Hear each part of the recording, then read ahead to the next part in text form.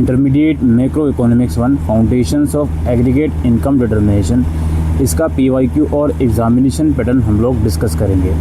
पहले आइए ब्रीफ में इसका सिलेबस हम लोग देख लेते हैं। इसमें पहली यूनिट में आप शॉर्ट रन और मीडियम रन इक्विलिब्रियम के बारे में पढ़ोगे कि ये क्या होता है, labour market, wage determination, wage prices and unemployment, natural rate of unemployment, ये सब चीज़ें आप इसमें पढ़ने वाले हो। Derivation of aggregate supply curve, interaction of aggregate demand and supply, ये सब चीज़ें। अगली यूनिट में आप फिलिप्स कर्व और थ्योरी ऑफ एक्सपेक्टेशंस के बारे में पढ़ोगे, इन्फ्लेशन, अनएम्प्लॉयमेंट, ये सब चीज़ें क्या होता है। फिर अगली यूनिट में आप पढ़ोगे micro economic foundations of macro economic behaviours. उसके बाद ये 3 ही यूनिट इसमें रहने वाली हैं। तो आइए चलते हैं इसके PYQ और एग्ज़ामिनेशन पैटर्न की तरफ। तो पेपर दोस्तों एज़ यूजुअल 90 नंबर का आने वाला है और इन्हीं 5 क्वेश्चंस के आपको आंसर देने हैं। पहला क्वेश्चन हमारे पास है 18 नंबर का है, derive the aggregate supply curve of the economy by highlighting the wage employment relationship.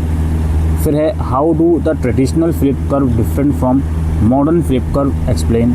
उसके बाद है using aggregate demand and aggregate supply to show the impact of adverse supply shock, how can such a situation be tackled. फिर है what are the characteristics of a competitive labour market, how can labour market achieve the equilibrium wage rate and unemployment rate. उसके बाद है what are the determinants of residential investment and inventory investment. फिर है consumer make consumption choices over a period of time, explain by using Fisher's model of intertemporal choices. अगला question आपको किन्हीं 2 पर short note लिखना है, permanent income hypothesis, business fixed investment और natural rate of unemployment. ये एक PYQ था। आइए एक और PYQ हम आपके साथ डिस्कस करते हैं। तो पैटर्न वगैरह सभी कुछ सेम रहेगा, ठीक है। ऐसा सेम नहीं है, शायद कुछ डिफरेंस है, 1 मिनट हम देख लेते हैं। किन्हीं 5 क्वेश्चन के आंसर आपको 7 में से देने।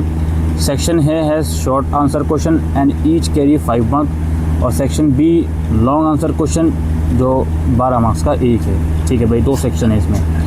और clearly indicate the section when answering any question, कोई भी क्वेश्चन का आंसर दो तो उसका सेक्शन भी आप ज़रूर मेंशन कीजिएगा। तो आइए स्टार्ट करते हैं हमारे क्वेश्चंस को। पहला क्वेश्चन है answer the following. If you have earn $15,000 per year for the past 10 years, what is your permanent income? Okay, suppose that next year period T+1 you earn $20,000, what is your permanent income? Next part है what is your consumption this year and next year, इसी के संदर्भ में ये। और what are your short run MPC and long run MPC, marginal propensity to consume. आइए पहला question discuss करते हैं। किन्हीं 5 क्वेश्चन के आंसर आपको 7 में से देने हैं इस सेक्शन में से, ठीक है जी। Derive the aggregate demand curve from the ISLM schedule, ISLM अनुसूची से समर्पनाक वक्त प्राप्त कीजिए। फिर है how does a fix money wage influence the aggregate supply schedule, explain with the help of a diagram. एक निश्चित मौद्रिक मजदूरी समग्र आपूर्ति अनुसूची को कैसे प्रभावित करती है, एक आरेख की सहायता से समझाइए। फिर है using the flip curve explain the relationship between inflation rate and unemployment rate. Phillips work का उपयोग करते हुए मुद्रास्फीति दर और बेरोजगारी दर के बीच संबंध की व्याख्या कीजिए।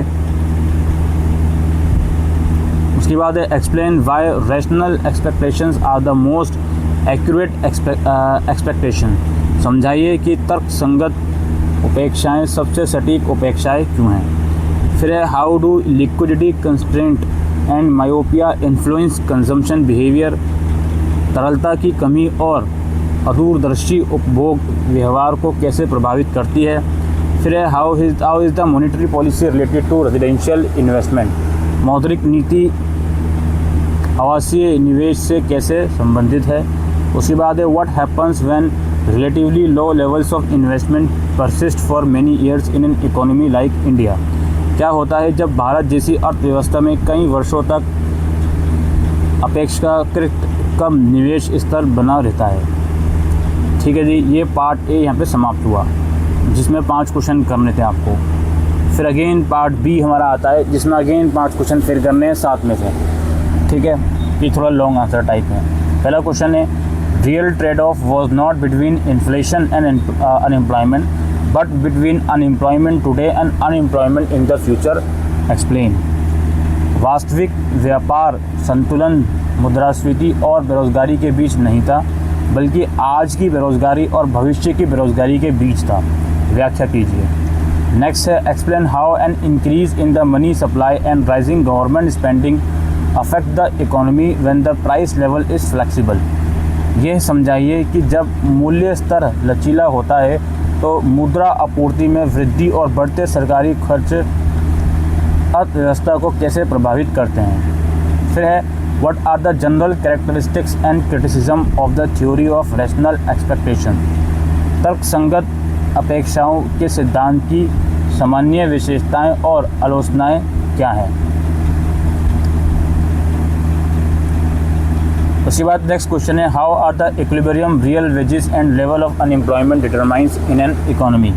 एक अर्थव्यवस्था में वास्तविक मजदूरी और बेरोजगारी के स्तर का संतुलन कैसे निर्धारित किया जाता है। फिर है, what are the similarities between life cycle hypothesis and permanent income hypothesis, how do they differ in explaining why the long run marginal propensity to consume is greater than the short run empathy.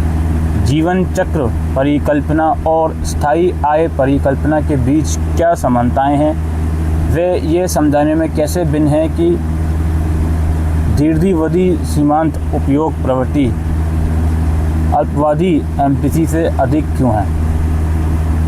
उसके बाद है, suppose the permanent income is calculated as average of income over the past 5 year, that is, ये आप लिख सकते हो। अब इसके संदर्भ में कुछ क्वेश्चंस के आपको आंसर देने हैं। पहला है, if you have earn $15,000 per year for past 10 year, what is your permanent income. और suppose that next year you earn $20,000, what is your permanent income. फिर है, what is your consumption this year and next year, और what are your short run MPC and long run MPC. B part है, what are the 2 main theoretical objection to the Barro Ricardo view. Alright, ये दोस्तों PYQ थे और examination pattern था intermediate macro economics 1 का semester 4 BA programme का। Thank you.